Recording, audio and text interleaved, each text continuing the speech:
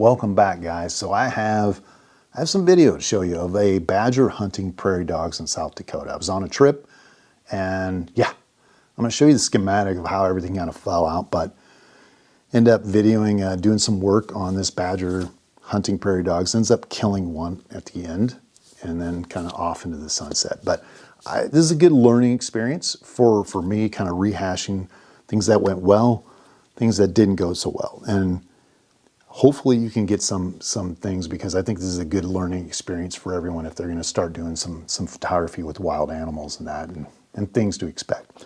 So I'll paint the scene. I'll give you a little map, John Madden map of the whole setup of how this looks. I was driving down the road, looked to the left, seen a badger kind of hunting prairie dogs, looking at them very stern.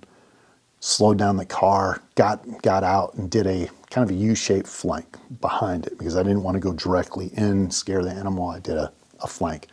So the animal's looking north, sun setting the west, probably 5 o'clock, and I get to probably 40 yards within the animal, and then the badger just hits the dirt.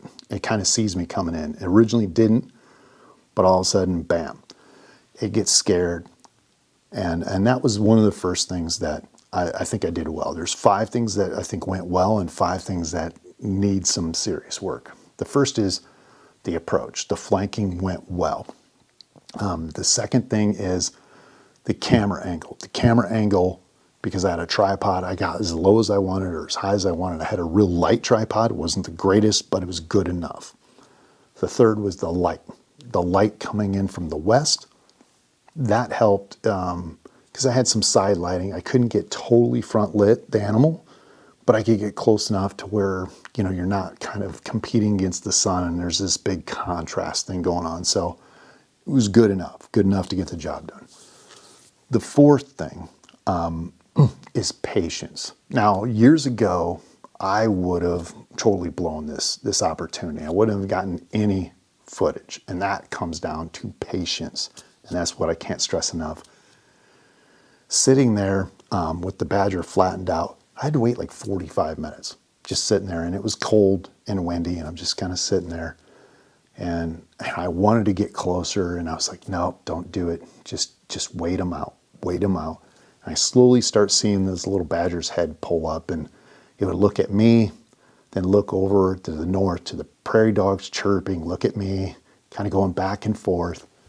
And yeah, that's a good indication, because it obviously sees me. I'm a fairly large guy in a pretty flat field with a camera, and I'm rolling video, and it didn't run away. It didn't immediately run away, because most of the time badgers will just run in their hole and you'll never see them again. So this is a good sign. The approach, camera angle, everything works. The last thing I think I did pretty well, number 5, is persistence. Now this is going to play out through the entire video and all the footage I've got, is the fact that most people would leave once the animal goes away. They just, let's go somewhere else. Or if it disappears, if they lose sight of the animal for 2 minutes, they're gone. They just move on down the road.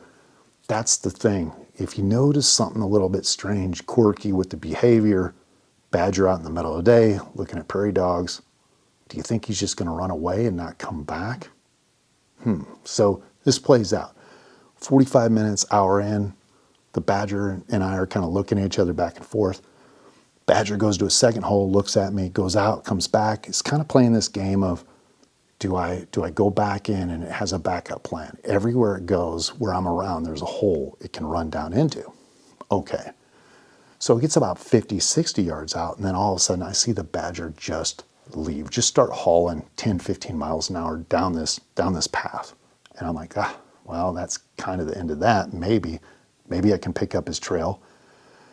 So I get back in the car, and lo and behold, about a mile down the road, I see the badger running right next to the road, about 10 miles an hour or so. And geez, this animal is relentlessly moving. And he gets to the second prairie dog field, and I see him moving around, hunting, comes over a road, goes into another field. And this is full blast. This is full on out, full speed, digging up prairie dog holes and everything.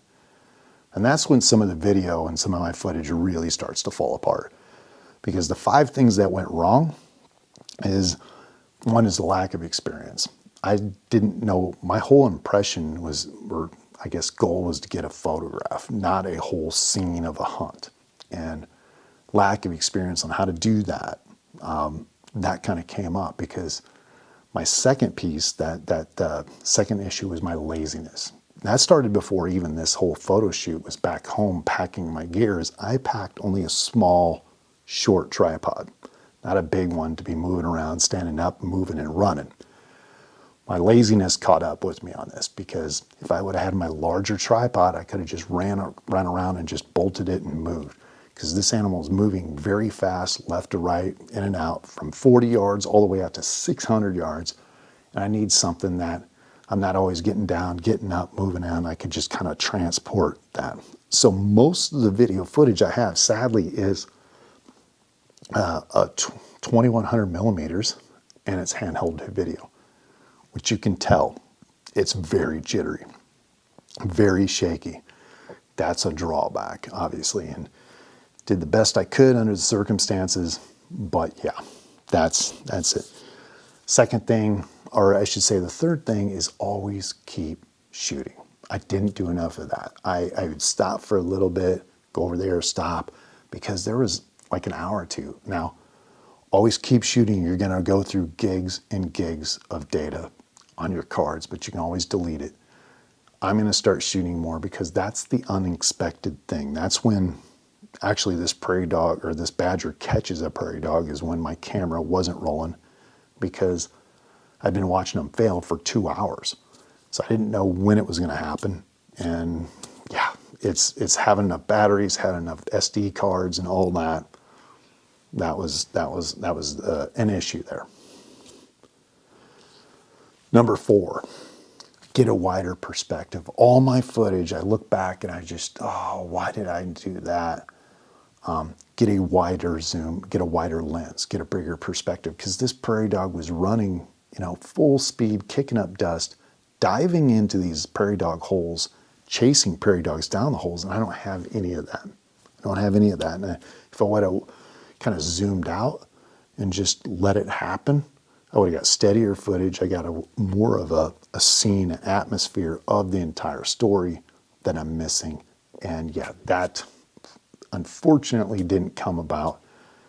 That's one of the biggest ones I'm missing, is I missed some very good footage. Number 5, preconceived notions. This is one that initially I just went in this to get a photograph of a badger without really seeing there's a lot more there. There's the story, there's the huge thing that's going on, what's it doing, and just going with it, not just trying to get one shot, but get multiple shots, and whatever happens, not just a portrait, maybe a backlit shot that I normally don't do, or maybe some other photograph that I just don't expect, just accept it and go with it. That was one of the biggest drawbacks, sadly, of this, is I had a preconceived set of ideas of how this was going to play out, and it kind of worked, but it kind of didn't. But at the end of this, I kind of felt bad initially for the prairie dogs because, I was like, get away, prairie dog, here he comes. But after watching this for 2 hours, a badger just going tenacious, just not, the endurance of these animals is insane. And watching it dig up, 15 minutes go here, 15 minutes, 10 minutes go there. I kind of was rooting at the end for the badger because I'm like, there's no way this animal can live and burn this much energy. There's just no way. If feasible, it has to catch one at some point.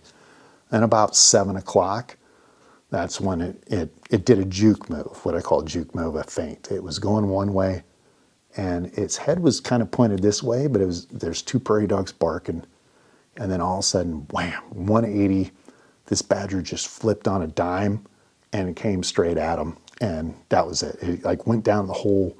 The badger disappeared completely for about 5 or 10 minutes, and then all of a sudden you see it kind of pull out a dead prairie dog, and from there, it's probably a 5 or 6 pound prairie dog, and you have maybe a 20-pound, badger. You see this badger kind of walk away with this prairie dog in its mouth, kind of struggling, and I watched it carry this prairie dog probably 2 miles out in this field. It just kept going and going, and I'm like, that's a rough living no matter who you are. It's bad to be a prairie dog, rough to be a badger.